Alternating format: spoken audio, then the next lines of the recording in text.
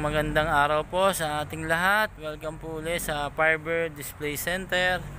May isang unit uli po tayong bagong display ngayon na diesel engine.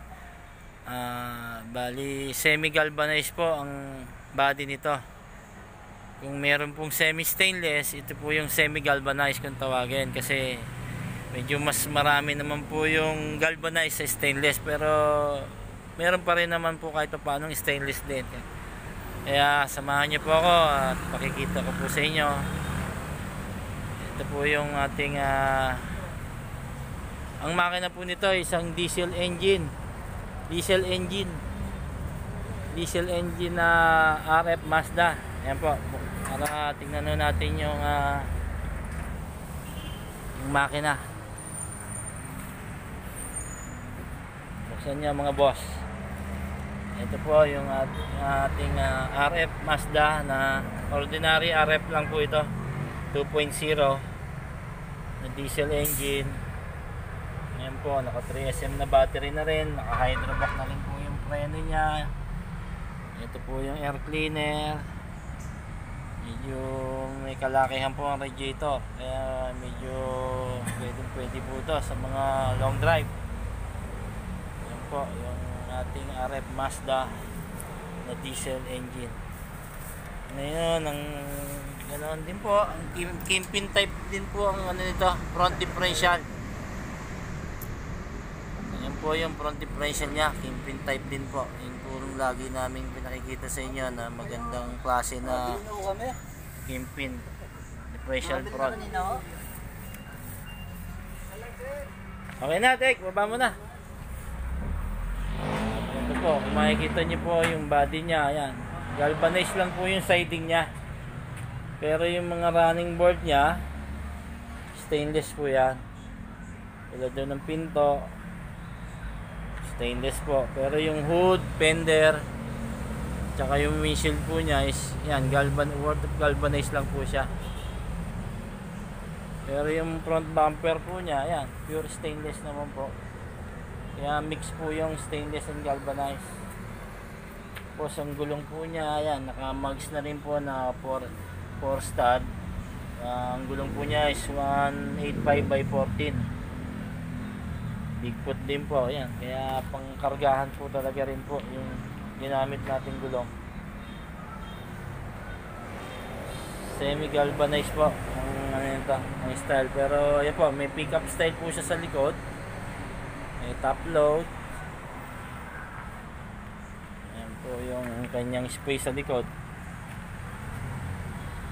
Hindi po masyadong kalakihan yung para po doon sa mga iba nating mahahabang body ng double cab.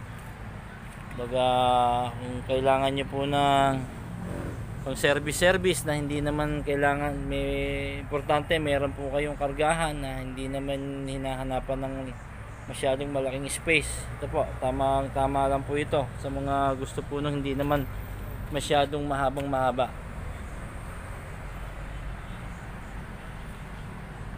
Ayan po, naka stainless na rin po yung ano nya, kanyang auto bumper sa likod. Ito po yung mga taillight na magandang klase na Hella.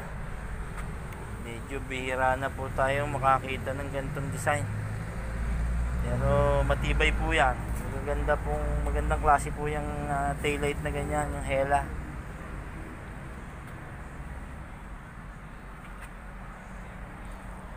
Yan po, ang carrier po sa taas, plain lang po siya.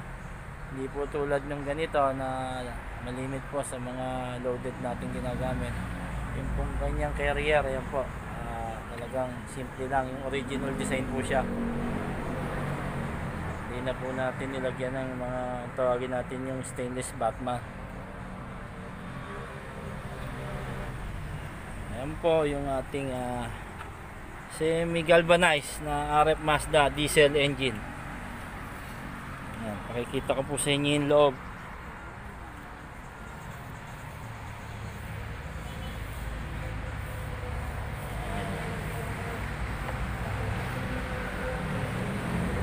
Tingnan natin po yung loob nya. Ayan, naka dashboard na po siya. Ayan, yung Kia dashboard po na galing sa mga kotse po. Bali, yan po yung panel gauge, electronic panel gauge, power stereo. Ito po yung handbrake. Yung 2-seater po niya, ayan po. Yan po yung sa likod niya, yung space sa likod na bangko. Talagang pampamilya po. Kung may mga business kayo, mga sineservisan, okay lang po ito. Hindi naman sobrang mahaba, pero tama lang yung space po. Kumbaga, hindi naman sobrang sikip po siya. Kaya may speaker po siya sa both side. Ayan po yung space niya. Galvanized lang po yung flooring din. Then ayan po yung kisame, yung interior niya. Green po ang combination ng kulay nito. Ang flooring po niya, ayan, naka-synthetic na rin po na paint. Primer na may synthetic paint po yan para matibay rin po para sa body na galvanized.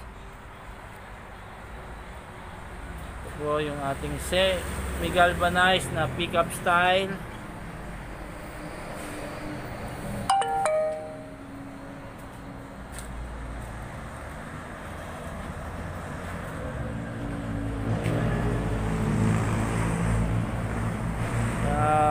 Muli po, maraming salamat po at hanggang sa susunod po na naming mga video. God bless po at ingat po tayo. Salamat po.